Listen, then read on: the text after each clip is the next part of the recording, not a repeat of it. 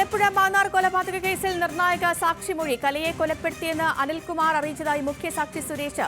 മറവ് ചെയ്യാൻ സഹായിക്കണം എന്നും അഭ്യർത്ഥന നടത്തിയെന്നും കലയെ മരിച്ച നിലയിൽ കാറിൽ കണ്ടുവെന്നും സുരേഷ് മൊഴി നൽകുന്നു. പ്രതികളെ ഉടൻ കോടതിയിൽ ഹാജരാക്കും. ഇന്ന് തന്നെ കസ്റ്റഡിയിൽ വാങ്ങാനാണ് പോലീസിന്റെ നീക്കം. വിവരങ്ങളുമായി ആലപ്പുഴയിൽ നിന്ന് മനീഷ് ഐഷ മാത്യു ചേരുന്നു. മനീഷ്, നമ്മൾ കഴിഞ്ഞ ദിവസങ്ങൾ അല്ലെങ്കിൽ ഈ ഒരു സംഭവം പുറത്ത് വന്നപ്പോൾ മുതൽ തന്നെ നമ്മൾ പറയുന്ന ഒരു കാര്യമുണ്ട്, ഒരു സാങ്കേതികമായ ഒരു കാര്യമുണ്ട്. ഈ സംഭവം നടന്നത് 15 വർഷത്തിന് മുൻപാണ്. അതുകൊണ്ട് തന്നെ ഈ തെളിവ് ശേഖരണം പോലീസിനെ സംബന്ധിച്ചൊരു വലിയ വെല്ലുവിളിയായിരിക്കും എന്ന് നമ്മൾ പറഞ്ഞിരുന്നു. പക്ഷേ ഈ ഏറെ നിർണായകമാകുന്ന അല്ലെങ്കിൽ ആ മൃതദേഹം കണ്ടു എന്ന് പറയപ്പെടുന്ന ഒരു സാക്ഷിമൊഴിയാണ് ഇപ്പോൾ പുറത്തു വന്നിരിക്കുന്നത്. ഈ മൊഴി ഈ അന്വേഷണത്തിൽ എത്രത്തോളം നിർണായകമായിരിക്കും?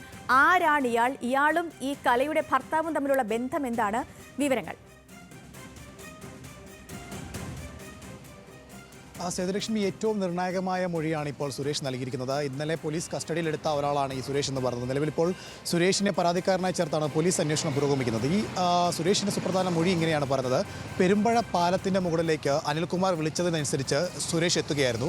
അവിടെ എത്തിയപ്പോൾ കാറിൽ മരിച്ച നിലയിൽ കലയെ കണ്ടു. അപ്പോൾ അനിൽകുമാർ പറഞ്ഞത് ഇങ്ങനെയാണ്: തനിക്കൊരു കയ്യബദ്ധം പറ്റി, കല കൊല്ലപ്പെട്ടിരിക്കുന്നു, ഈ മൃതദേഹം മറവ് ചെയ്യാൻ സഹായിക്കണമെന്നായിരുന്നു അനിൽകുമാർ ആവശ്യപ്പെട്ടത്. എന്നാൽ സുരേഷ് എനിക്കിതിന് സാധിക്കില്ല എന്നും ഞാനിതിനൊപ്പം നിൽക്കില്ല എന്നും അറിയിച്ചതിനെ തുടർന്ന് ഈ കൊലപാതക വിവരം പുറത്തു പറഞ്ഞാൽ അനിൽകുമാർ തന്നെയും കൊന്നു കളയുന്നുള്ള ഭീഷണിപ്പെടുത്തിയത് കൊണ്ടും ഇവിടെ നിന്ന് സുരേഷ് മടങ്ങുകയാണ് ഉണ്ടായത്. അതിനുശേഷം ഈ സുരേഷ് മടങ്ങിയതിന് ശേഷം അനിൽകുമാർ ഇവിടെ നിന്ന് മൃതദേഹവുമായി ആയിക്കര എന്ന് പറഞ്ഞ സ്ഥലത്തേക്ക് എത്തി. ഈ ആയിക്കര എന്ന് പറഞ്ഞ സ്ഥലത്താണ് ഇപ്പോൾ നിലവിൽ കേസിലെ 2ാം പ്രതിയായിട്ടുള്ള ജിനു മൃതദേഹം കാണുന്നത്. അതിനുശേഷം ബാക്കിയുള്ള പ്രതികളെ കൂടെ വിളിച്ചു ചേർത്ത് മൃതദേഹം മറവ് ചെയ്തു എന്നുള്ളതാണ് ഇപ്പോൾ പോലീസിന് നിഗമനമായിട്ട് പറയുന്നത്.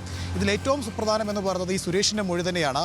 കല മരിച്ചതായി കണ്ടതൊരാൾ സാക്ഷിമൊഴിയിലെ ഉള്ളത് ഏറ്റവും സുപ്രധാനമായ ഒരു കാര്യമാണ്. അതുകൊണ്ട് തന്നെ ഇനിയും വരും ദിവസങ്ങളിലുള്ള ഈ കേസിൻ്റെ കൂടുതൽ വിവരങ്ങൾ പുറത്തേക്ക് വരുമ്പോൾ ഈ പറയുന്ന മൊഴി ഏറ്റവും സുപ്രധാനമായിട്ട് മാറും. ഇനിയും ഉള്ളത് പ്രധാന കാര്യമെന്ന് പറയുന്നത് ഇസ്രായേലിൽ നിന്ന് അനിൽകുമാറിനെ നാട്ടിലെത്തിക്കുക എന്നുള്ളതാണ്. അത് ഒരു ശ്രമകരമായ ജോലിയായി തന്നെ തുടരുകയാണെന്നാണ് നമുക്കിപ്പോൾ പോലീസിൽ നിന്ന് ലഭ്യമാകുന്ന വിവരങ്ങൾ അനുസരിച്ച് മനസ്സിലാക്കാൻ കഴിയുന്നത്. ഇതിലേറ്റവും പ്രധാനമായിട്ടുള്ളത് ഈ പറയുന്ന അനിൽകുമാർ സ്വമേധ്യ നാട്ടിലേക്ക് മടങ്ങി വരാനുള്ള ഒരു താല്പര്യം പ്രകടിപ്പിച്ചേക്കില്ല. അതുകൊണ്ട് തന്നെ ഈ പറയുന്ന ഇസ്രായേലിൻ്റെ എംബസിയുമായി ബന്ധപ്പെട്ട് അവിടെ നിന്ന് അയാളെ കസ്റ്റഡിയിലെടുത്ത് കേരളത്തിലേക്ക് കൈമാറുന്ന ഒരു നടപടിക്രമങ്ങൾ പൂർത്തിയാക്കേണ്ടതായിട്ടുണ്ട്. അങ്ങനെയെങ്കിൽ അനിൽകുമാറിനെ നാട്ടിലെത്തിക്കാനുള്ള കാലതാമസം ഉണ്ടാകും. എന്തായാലും ഇപ്പോൾ ഉടൻ തന്നെ ഈ പറയുന്ന നിലവിൽ കസ്റ്റഡിയിലുള്ള 3 പ്രതികളുടെ വൈദ്യപരിശോധനയ്ക്കായി ഇവരെ ആശുപത്രിയിലേക്ക് കൊണ്ടുപോകും. അതിനുശേഷം ഇന്ന് ഒരു 11 മണിക്ക് ശേഷം തന്നെ ഇവരെ ചെങ്ങന്നൂർ കോടതിയിൽ ഹാജരാക്കി കസ്റ്റഡിയിൽ വാങ്ങാനാണ് പോലീസിൻ്റെ നീക്കം. ഈ മനീഷ്, മറ്റൊരു കാര്യം, ഈ കലയെ കൊലപ്പെടുത്താനുള്ള ഒരു കാരണം, ഭർത്താവ് ഈ അനിൽകുമാർ കലയെ കൊലപ്പെടുത്താനുള്ള ഒരു പ്രധാന കാരണമായി പറയുന്നത് കലയ്ക്ക് മറ്റൊരു യുവാവുമായുള്ള ബന്ധം, അതിനെ തുടർന്നുണ്ടായ സംഭവങ്ങളെ തുടർന്നാണ് ഇവരെ കൊലപ്പെടുത്തിയതെന്നാണ് ഈ പോലീസിന്റെ റിപ്പോർട്ടിലുള്ളത്. പോലീസ് FIRൽ ഈ കേസുമായി ബന്ധപ്പെട്ട് പറഞ്ഞിരിക്കുന്ന കൂടുതൽ കാര്യങ്ങൾ എന്തൊക്കെയാണ്? സേതുലക്ഷ്മി, പ്രധാനമായും പറയുന്നത് ഈ കലയ്ക്ക് മറ്റൊരു ബന്ധമുണ്ട് എന്നുള്ള സംശയത്തിൻ്റെ പുറത്താണ് ഇത്തരത്തിലൊരു കൊലപാതകം അനിൽകുമാറിനെ നയിച്ചത് എന്നുള്ളതാണ്. അതിനുശേഷം കൊലപാതകം നടത്തിയതിനു ശേഷം നാട്ടിൽ നേരത്തെ തന്നെ കല മറ്റൊരാളുമായി മറ്റൊരു സ്ഥലത്തേക്ക് പോയി എന്നുള്ള വാർത്ത പ്രചരിക്കുന്നത് കൊണ്ട് തന്നെ കലയുടെ മൃതദേഹം എവിടെയെങ്കിലും മറവ് ചെയ്യാമെന്നുള്ളതാണ് ഇവരുടെ തീരുമാനം. അതിന് പ്രകാരമാണ് ഈ കലയുടെ മൃതദേഹം വീടിനോട് ചേർന്നുള്ള സെപ്റ്റി ടാങ്കിൽ ഉപേക്ഷിക്കാൻ പ്രതികൾ തീരുമാനിച്ചത്.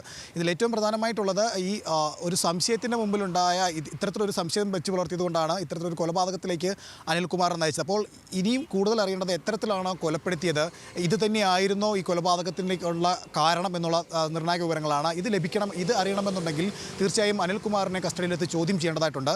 അതുകൊണ്ട് തന്നെ ഈ അനിൽകുമാറിനെ കസ്റ്റഡിയിലെടുത്ത് ചോദ്യം ചെയ്യുന്നതിന് വേണ്ടിയുള്ള കാര്യങ്ങളാണ് ഇപ്പോൾ പോലീസ് മുമ്പോട്ട് പോകുന്നത്. അതിനോടൊപ്പം തന്നെ ഇപ്പോൾ കസ്റ്റഡിയിലുള്ള ഈ 3 പ്രതികളെ വെച്ച് ശേഖരിക്കാവുന്നതിൻ്റെ പരമാവധി തെളിവുകളും ശേഖരിക്കുകയാണ് പോലീസ് ചെയ്തുകൊണ്ടിരിക്കുന്നത്. ശരി മനീഷ്, എന്താണെങ്കിലും എത്രത്തോളം തെളിവുകൾ ഈ അന്വേഷണ സംഘത്തിന് ലഭിക്കും എന്നുള്ളതാണ് ആശങ്കപ്പെടുത്തുന്ന ഒരു കാര്യം. കാരണം വർഷം കുറേ ആയിട്ടുണ്ട് ഈ ഒരു തിരോധാനം നടന്നിട്ട്, അല്ലെങ്കിൽ ഈ കൊലപാതകം നടന്നിട്ട്. 15 വർഷം മുൻപുള്ള ഈ തിരോധാന കേസിലാണ് ഇപ്പോൾ സത്യം മറനീക്കി പുറത്തു വരുന്നത്. 2008-2009 കാലത്താണ് ശ്രീകല ഇത്തരത്തിൽ കാണാതായത്. പക്ഷേ അന്ന് ഈ ശ്രീകലയുടെ കുടുംബം ഒരു പരാതിയുമായി പോലീസിലേക്ക് എത്തുകയോ ഒന്നും ചെയ്തിരുന്നില്ല.